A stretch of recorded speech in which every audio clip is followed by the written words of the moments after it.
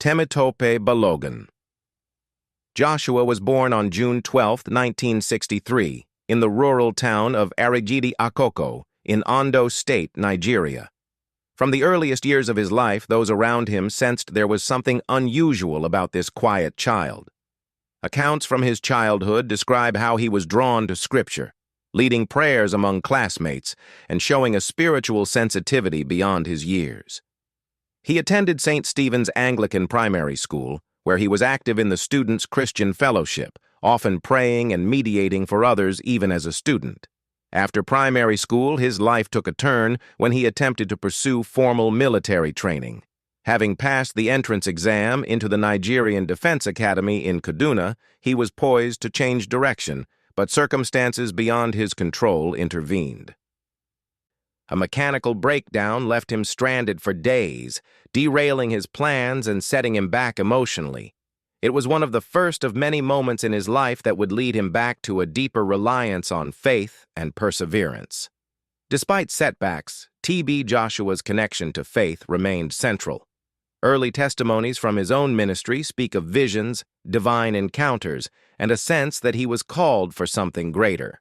In later years, he would often share stories about how prayer, spirituality, and obedience guided his path, even if some of these accounts were surrounded by questions and debate. In 1987, Joshua founded what would become the Synagogue Church of All Nations, SCOAN, in Lagos, Nigeria. What began with a handful of members meeting under makeshift conditions gradually grew into one of Africa's most well-known Pentecostal megachurches.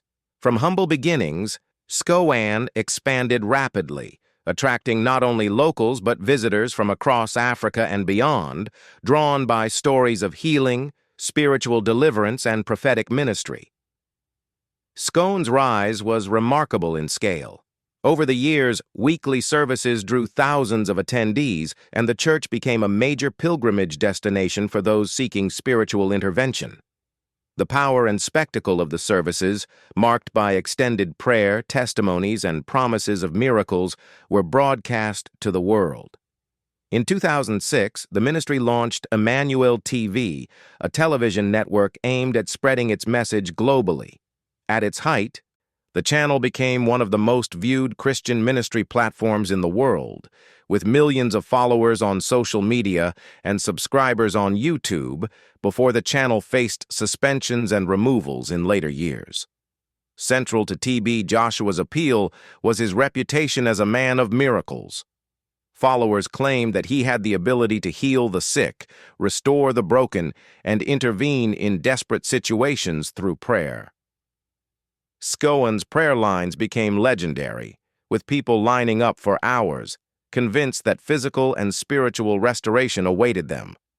Stories circulated widely of people claiming to be cured of serious diseases, such as HIV/AIDS, blindness, or paralysis after being prayed for, though such claims were controversial and varied in verification. Outside Nigeria, his influence was equally substantial.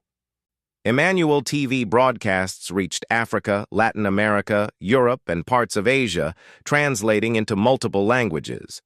The visibility of his ministry made him a recognizable figure not only among religious audiences, but also in secular media. Prominent magazines and outlets described him as one of Africa's most influential figures, praising his ability to build a global following and touch lives far beyond his immediate community.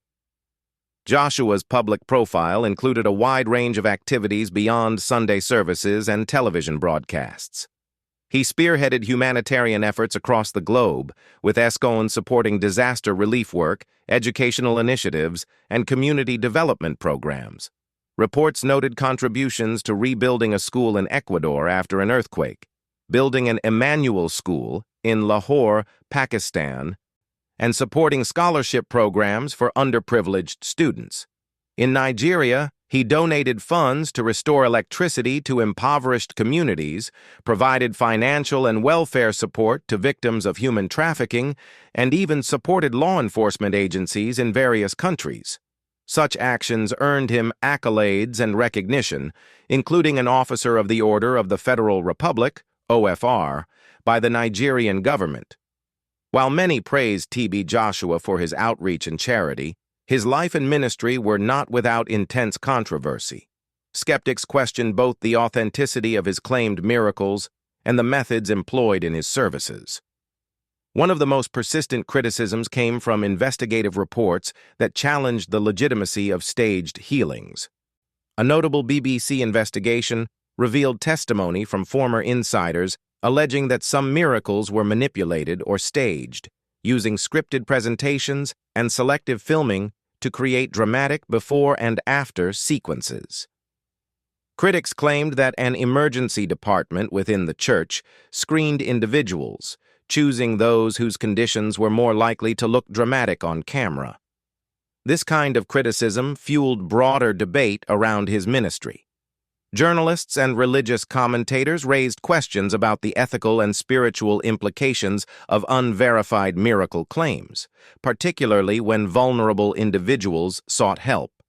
Some investigations suggested that certain medical certificates or background information provided in support of reported healings were inaccurate or unsubstantiated, further complicating public perception. Another point of controversy involved Emmanuel TV's repeated clashes with content platforms. YouTube, at one point, suspended the channel due to violations related to hate speech and controversial content, including sermons and materials that were interpreted as targeting or condemning LGBTQ+ individuals. This action underscored the tension between his expansive religious messaging and platform policies governing regulated content. In 2014, tragedy struck when a guest house affiliated with SCOAN collapsed in Lagos, killing over 115 people, several of whom were foreign nationals attending a service. The building failure prompted national and international scrutiny about the safety and oversight of the church's facilities and raised difficult questions about accountability. While the incident was technically attributed to structural issues, it became a focal point for critics concerned with leadership and care of church infrastructure.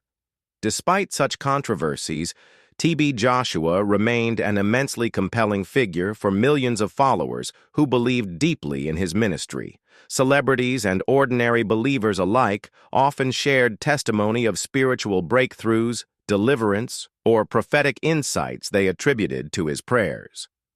High-profile figures, including musicians, actors, and public personalities, credited him with positive spiritual transformation. His personal life was marked by stability in certain aspects as well. Joshua was married to Evelyn Joshua for over 3 decades, and the couple had 3 children, Sarah, Promise, and Joseph. Evelyn became a key figure within the church and its leadership, later taking on senior roles after his death.